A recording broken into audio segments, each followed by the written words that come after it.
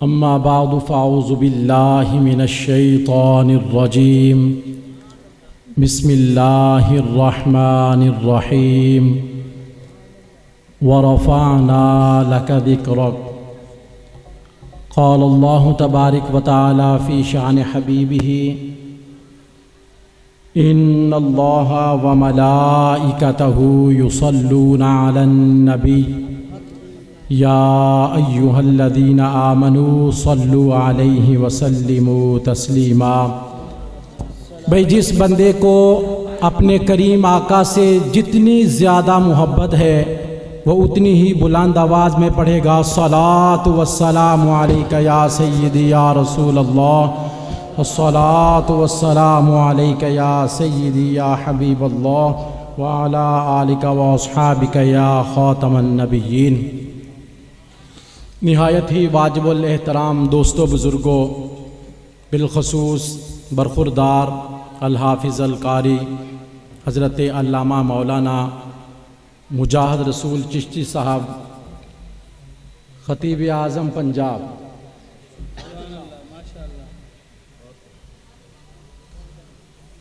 آپ نے اپنے گھر میں پیارے کریم آقا صلی اللہ تعالیٰ علیہ وسلم کے ذکر پاک کی محفل سجائی۔ اللہ کی بارگاہ میں دعا ہے کہ رب کائنات اس ذکر پاک کے صدقے سے ان کے گھر پر اپنی رحمتوں کا ہمیشہ نزول فرما۔ اللہ تعالیٰ کا یہ احسان ہے کہ اس خالق کائنات نے ہمیں انسان بنایا، اور اس کا اس سے بھی زیادہ احسان ہے کہ اس مالک نے ہمیں انسان بنا کر ہمیں مسلمان بنایا، اور اس سے بھی بڑا اس کا احسان ہے کہ اس نے ہمیں انسان بنا کر مسلمان بنا کر ہمیں پیارے مصطفیٰ کریم آقا کا امتی اور غلام بنا دیا۔ اور اللہ کا لاکھ لاکھ احسان ہے کہ اللہ تعالیٰ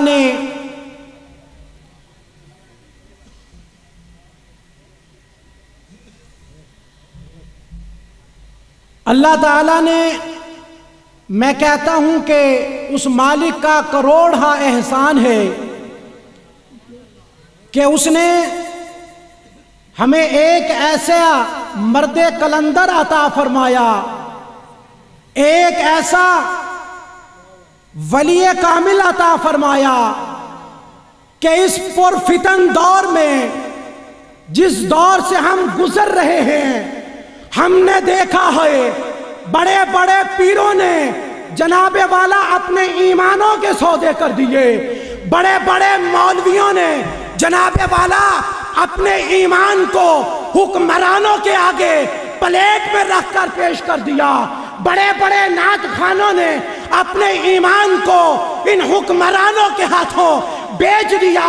میں کہتا ہوں خدا کا لاکھ احسان ہے، اللہ نے ہمیں ایسا مرشد عطا کیا ہے کہ جس مرشد نے ہمارے مردہ ضمیر کو جگا دیا ہے،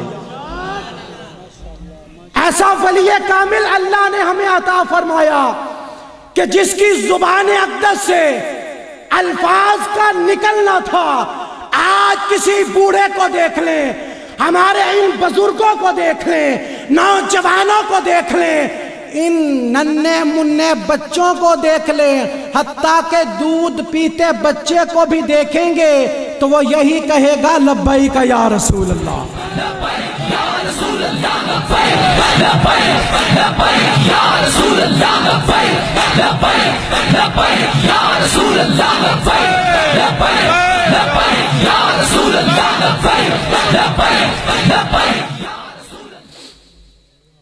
آیت مقدسہ پڑھنے کا شرف حاصل ہوا جس میں اللہ تعالیٰ نے فرمایا وَرَفَعْنَا لَكَ ذِكْرَكَ، کہ اے محبوب ہم نے آپ کی خاطر آپ کے ذکر کو بلند کر دیا۔ اب یہ خدا ہی بہتر جانتا ہے کہ اس نے اپنے محبوب کا ذکر کتنا بلند کیا ہے دوستان گرامی قدر، آج جو ہم اس محفل پاک میں بیٹھے ہیں، حضور علیہ الصلوۃ والسلام نے ارشاد فرمایا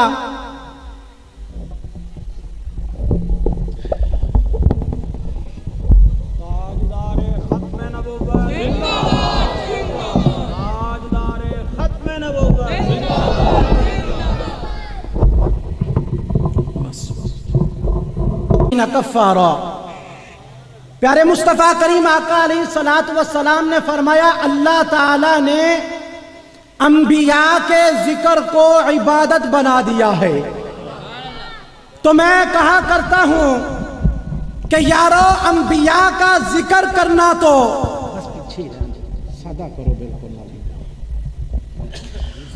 میں کہا کرتا ہوں کہ انبیاء کا ذکر کرنا تو عبادت ہے، یارو اس کا ذکر کرنا کیسا ہوگا جس کو اللہ نے تمام نبیوں کا امام بنا کر بھیجا ہے۔ وَرَفَعْنَا لَكَ ذِكْرَكَ، اے محبوب ہم نے آپ کی خاطر آپ کے ذکر کو بلند کر دیا۔ حضرت سیدنا آدم علیہ الصلوۃ والسلام اس کائنات میں بسنے والے جتنے بھی انسان ہیں، چاہے وہ مسلمان ہیں چاہے وہ کافر ہیں، تمام کائنات میں بسنے والے انسانوں کے باپ کون ہیں؟ آدم علیہ الصلوۃ والسلام۔ آپ پتہ کیا فرماتے ہیں؟ آپ اپنے بیٹے حضرت شیس علیہ الصلوۃ والسلام سے فرماتے ہیں بیٹا میں تجھے ایک نصیحت کرتا ہوں۔ حضرت شیس علیہ الصلوۃ والسلام نے عرض کی ابا جان حکم فرمائیں۔ حضرت سیدنا آدم علیہ الصلوۃ والسلام میرے اور آپ کے باپ اپنے بیٹے کو کیا نصیحت فرماتے ہیں؟ آپ فرماتے ہیں بیٹا ہر وقت ہر لمحہ اس کریم آقا کا ذکر کرتے رہنا جس کو اللہ نے تمام نبیوں کا سردار بنایا ہے۔ حضرت شیس علیہ الصلوۃ والسلام عرض کرتے ہیں ابا جان آپ نے ابھی تو وہ نبی سب سے آخر میں اس دنیا میں تشریف لائیں گے، آپ ان کو کس طرح جانتے ہیں؟ آپ ان کو کس طرح پہچانتے ہیں؟ تو حضرت آدم علیہ الصلوۃ والسلام نے فرمایا بیٹا جب اللہ تعالیٰ نے مجھے جنت میں بھیجا تو فرماتے ہیں جب میں جنت میں داخل ہوا تو میں کیا دیکھتا ہوں کہ جنت کے ہر محل پر، فرماتے ہیں جنت کے ہر دروازے پر، فرماتے ہیں کہ جنت کے دروازوں پر، جنت کے جناب والا درختوں پر، جنت کے درختوں کے پتوں پر، عرش کے اولا پر، فرماتے ہیں جہاں بھی دیکھتا ہوں اللہ کے نام کے ساتھ محمد کا نام لکھا ہوا ہے۔ لبیک یا رسول اللہ، لبیک یا رسول اللہ، لبیک یا رسول اللہ۔ فرماتے ہیں بیٹا جب میں جنت میں گیا تو جہاں بھی میری نظر پڑتی ہے کیا دیکھتا ہوں جہاں خدا کا نام لکھا ہے وہاں مصطفیٰ کا بھی نام لکھا ہے۔ تو بیٹا میں نے دیکھ لیا کہ جس نام کو اللہ نے اپنے نام کے ساتھ رکھا ہے میں کہتا ہوں کہ اللہ اس نام سے بڑا ہی پیار کرتا ہے۔ دوستان گرامی قدر، حضرت سیدنا موسیٰ کلیم اللہ علیہ الصلوۃ والسلام، آپ نے سنا ہوگا کہ آپ اکثر اللہ تعالیٰ کی بارگاہ میں کوہ طور پہاڑ پر جا کر اللہ سے کلام کیا کرتے تھے، اللہ سے باتیں کیا کرتے تھے۔ حضرت موسیٰ علیہ الصلوۃ والسلام جب کوہ طور پہاڑ پر گئے نا، آپ نے اللہ کی بارگاہ میں التجا کی، اے مالک جب میں تیری آواز کو سنتا ہوں تو میرے دل میں یہ خیال پیدا ہوتا ہے، میرے دل میں یہ محبت پیدا ہوتی ہے کہ جس کی آواز اتنی خوبصورت ہے وہ خود کتنا خوبصورت ہوگا۔ اللہ کی بارگاہ میں التجا کی، مالک مولا میں تجھے دیکھنا چاہتا ہوں۔ اللہ تعالیٰ نے فرمایا موسیٰ تو مجھے نہیں دیکھ سکتا۔ بار بار اصرار کرتے رہے، اللہ کے لاڈلے پیغمبر تھے۔ اللہ تعالیٰ نے فرمایا اے موسیٰ اچھا تو مجھے دیکھنا چاہتا ہے تو ایسا کر، یہ کوہ طور پہاڑ جو ہے اس پر میں اپنی ایک تجلی ڈالوں گا، اگر تو نے میری ایک تجلی کو برداشت کر لیا، دیکھ لیا تو تو مجھے دیکھ سکے گا۔ حضرت موسیٰ علیہ السلام نے جب اللہ کی بارگاہ میں التجا کی تو اللہ تعالیٰ نے فرمایا اچھا موسیٰ اے میرے کلیم، اے میرے نبی، اب میں اپنی ایک تجلی جو ہے کوہ طور پہاڑ پر ڈالنا چاہتا ہوں۔ اللہ تعالیٰ نے اپنی ایک تجلی کوہ طور پہاڑ پر ڈالی، پھر کیا ہوا؟ کوہ طور پہاڑ جو ہے وہ جل کر راکھ ہو گیا، جتنے بھی آپ کے ساتھ آپ کے امتی تھے وہ سارے کے سارے اللہ کو پیارے ہو گئے۔ موسیٰ علیہ السلام مدہوش ہو کر زمین پر تشریف لے آئے۔ جب ہوش آیا تو اللہ کی بارگاہ میں التجا کی، مالک آج کے بعد تیری بارگاہ میں کبھی یہ التجا نہیں کروں گا کہ میں تجھے دیکھنا چاہتا ہوں۔ حضرت موسیٰ علیہ السلام آپ پتہ کیا فرماتے ہیں؟ فرماتے ہیں جب میں نے اللہ کی ایک تجلی کو دیکھا نا، فرماتے ہیں اللہ کی ایک تجلی کو دیکھنے کی وجہ سے میری آنکھوں میں وہ قوت پیدا ہو گئی، میری بینائی میں وہ طاقت آ گئی۔ فرماتے ہیں اگر 6 میل دور اندھیری رات میں کالے رنگ کے پتھر پر کالے رنگ کی چونٹی بھی چلتی تھی میں اس کو بھی دیکھ لیا کرتا تھا۔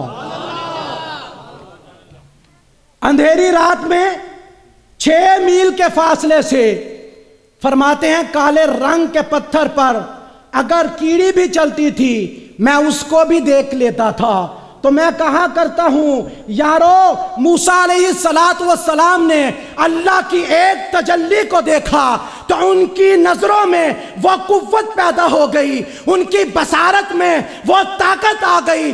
فرماتے ہیں 6 میل کے فاصلے سے اندھیری رات میں کالے رنگ کے پتھر پر چلتی ہوئی چونٹی کو بھی دیکھ لیتا تھا۔ میں کہا کرتا ہوں موسیٰ علیہ السلام نے اللہ کی ایک تجلی کو دیکھا، ان کی آنکھوں میں یہ طاقت آ گئی، تو اس مصطفیٰ کریم آقا کی نظر رحمت کا کیا کمال ہوگا جس کو اللہ نے عرش پر بلا کر اپنا دیدار کروایا۔ یا رسول اللہ لبیک لبیک لبیک یا رسول اللہ لبیک لبیک لبیک یا اس مصطفیٰ کریم آقا کی نظر کرم میں کیا کمال ہوگا۔ اگر میں یہ بات بھی کہہ دوں تو غلط نہیں ہوگی، مصطفیٰ کریم آقا کو اللہ نے وہ بصارت عطا کی ہے کہ حضور علیہ السلام اپنے گنبد خضرا میں دیکھ رہے ہیں کہ اسلامی کالونی میں میرے غلام میرا ذکر خیر کر رہے ہیں۔ دوستان گرامی قدر، بس آخری بات کر کے اجازت چاہوں گا۔ یہ بزرگ جو ہمارے بیٹھے ہیں نا یہاں پر، جنہوں نے اپنی آنکھوں سے، یہ ایک میرا پیغام ہے اور حق کا پیغام دینا یہ ہمارا فرض بنتا ہے، اس لیے کہ حضور علیہ السلام نے فرمایا ایک وقت ایسا آئے گا کہ جب علماء کرام حق بیان نہیں فرمائیں گے، حق کی بات نہیں کہیں گے، تو آقا علیہ السلام نے فرمایا اللہ نہ ان کی عبادتیں قبول کرے گا، نہ ان کے روزے قبول کرے گا، نہ ان کی نمازیں قبول کرے گا۔ تو میں علماء کرام سے ہاتھ جوڑ کر کہا کرتا ہوں یار اگر تم حق کی بات نہیں کرو گے تو تمہاری اپنی نمازیں قبول نہیں ہوں گی تو تمہارے مقتدیوں کی کیا قبول ہوں گی؟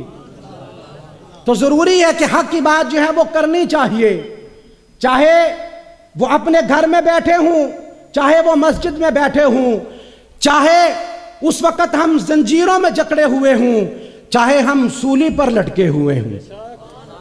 دوستان گرامی قدر، یہ ہمارے بزرگ جو بیٹھے ہیں یہاں پر، ہم نے ان سے اپنے بزرگوں سے سنا تھا کہ جب یہ وطن عزیز ملک پاکستان بنا تو انہوں نے تو دیکھا ہوگا نا وہ خونی منظر کہ کس طرح ہمارے بھائیوں نے اس وطن عزیز کے لیے اپنا خون دیا ہے، کس طرح ہماری ماں اور بہنوں نے اپنی عزتوں کو پامال کروایا ہے، کس طرح جناب والا ماں نے اپنے بچوں کے گلوں کو دبا کر ان کو جناب والا اپنی نیند سلا دیا تھا۔ ہمارے بزرگ بتایا کرتے تھے کہ اس وطن عزیز کو حاصل کرنے کے لیے لاکھوں انسانوں نے، مسلمانوں نے اپنی جانوں کے نذرانے دیے ہیں، ہماری ہزاروں لاکھوں ماں بہنوں نے اپنی عزتیں لٹوائی ہیں اس وطن عزیز ملک پاکستان کے لیے، ہماری ہزاروں ماں اور بہنوں نے اپنی عزتوں کو پامال ہونے سے پہلے کنووں میں، نہروں میں چھلانگیں لگائی ہیں، تب جا کے یہ ہمیں ہمارا وطن عزیز ملا ہے، یہ ایسے ہی نہیں مل گیا۔ تو میرا پیغام یہ ہے، یہ لاکھوں جو مسلمانوں نے یہ جانیں دی ہیں، ہزاروں ہماری ماں اور بہنوں اور بیٹیوں نے اپنی عزتیں اس وطن عزیز پر قربان کی ہیں، تو اس وقت اس وطن کو حاصل کرنے کے لیے نعرہ کیا لگا تھا؟ پاکستان کا مطلب کیا؟ کہہ دے انہوں نے تو گولیوں اور خنجروں اور جناب والا گولیوں کی بارش میں بھی یہ کہا ہے، ہم تو یہاں پر کھلے آسمان تھلے آزادی کے ساتھ بیٹھے ہیں۔ پاکستان کا مطلب کیا؟ پاکستان کا مطلب کیا؟ دستور ریاست کیا ہوگا؟ محمد الرسول اللہ۔ قائد اعظم رحمت اللہ تعالی علیہ فرماتے تھے، اگر یہ نعرہ نہ لگتا نا کہ پاکستان کا مطلب کیا، لا الہ الا اللہ، تو آپ فرماتے تھے کبھی بھی ہم اس وطن عزیز کو حاصل نہیں کر سکتے تھے۔ اگر لوگوں نے اپنی جانیں دی ہیں نا، ہماری ماں اور بہنوں نے اپنی عزتیں قربان کی ہیں، تو اس مصطفیٰ کریم آقا کے کلمے پر قربان کی ہیں۔ تو آج دیکھیں ہم کیا کر رہے ہیں۔ جب قیامت کے روز ہمارے وہ بھائی، ہمارے وہ بزرگ ہم سے پوچھیں گے کہ ہم نے تو لاکھوں جانیں دے کر، اپنی ہزاروں ماں اور بہنوں کی عزتیں لوٹا کر ہم نے تمہیں یہ وطن دیا تھا، تم نے اس وطن کے ساتھ کیا کیا؟ پوچھیں گے نہیں؟ پوچھیں گے وہ، اس لیے کہ ہم نے ان کی قربانیوں کو ضائع کر دیا ہے۔ وہ کس طرح ضائع کیا ہے کہ یہ وطن عزیز بنا تھا کہ جب یہ وطن بن جائے گا، اس میں جو قانون ہوگا وہ قانون وہ ہوگا جو مصطفیٰ کریم آقا نے دیا ہے۔ تو آپ کوئی شخص مجھے یہ بتائے، کیا اس وطن عزیز میں نظام مصطفیٰ ہے؟ کیا اس وطن عزیز میں وہ قانون موجود ہے جو مصطفیٰ نے ہمیں دیا تھا؟ نہیں دیا نا، جو دیا تھا وہ نہیں، ہم نے اس کو لاگو ہی نہیں کیا۔ کیوں نہیں کیا؟ یہ ہماری غفلت ہے کہ ہم نے ایسے عیاش بدماش حکمرانوں کو چنا ہے جن کو دین کی دال کا کیا پتا، جن کو تو بسم اللہ پڑھنی نہیں آتی۔ جناب والا اسمبلیوں میں قل ہو اللہ کی تلاوت کرتے ہیں تو بھول جاتے ہیں، انا اعطینا کی تلاوت کرتے ہیں تو بھول جاتے ہیں۔ آج میں آپ سے یہی پوچھنا چاہتا ہوں، کیا یہ وطن عزیز لاکھوں کروڑوں قربانیاں دے کر ہم نے ان عیاشوں اور بدماشوں کے لیے قربانیاں دی تھیں کہ یہ اس وطن عزیز میں رہ کر عیاشیاں کریں، یہ بدماشیاں کریں، یہ جناب والا ربیع الاول کے جلوس پر حضور کے غلاموں پر گولیاں برسائیں، یہ ہماری ماں اور بہنوں کی عزتوں کے سودے کریں؟ ہر انسان جانتا ہے، اس لیے کہ میڈیا کا دور ہے، پرنٹ میڈیا، سوشل میڈیا، جناب والا ہر بندہ واقف ہے کہ کس طرح یہ حکمران اس ملک میں عیاشیاں اور بدماشیاں کر رہے ہیں۔ ان کی عیاشیوں اور بدماشیوں کی وجہ سے آج غریب بندہ پریشان ہے۔ تو یہ آپ کا فرض بنتا ہے، اس لیے کہ حضور علیہ الصلوۃ آخری حدیث پاک، نہ کوئی وزیر ہمیں کھانے کو دیتا ہے، ہمارا جو ایمان ہے، نہ کوئی بادشاہ ہمیں کھانے کو دیتا ہے، نہ کوئی ملک نہ کوئی خان نہ کوئی وڈیرا. ہمیں ہمارا ایمان ہے اگر خدا دیتا ہے تو مصطفیٰ کے صدقے سے دیتا ہے. آخری حدیث پاک حضور علیہ الصلوۃ نے فرمایا جس شخص نے کسی ایسے ظالم کا ساتھ دیا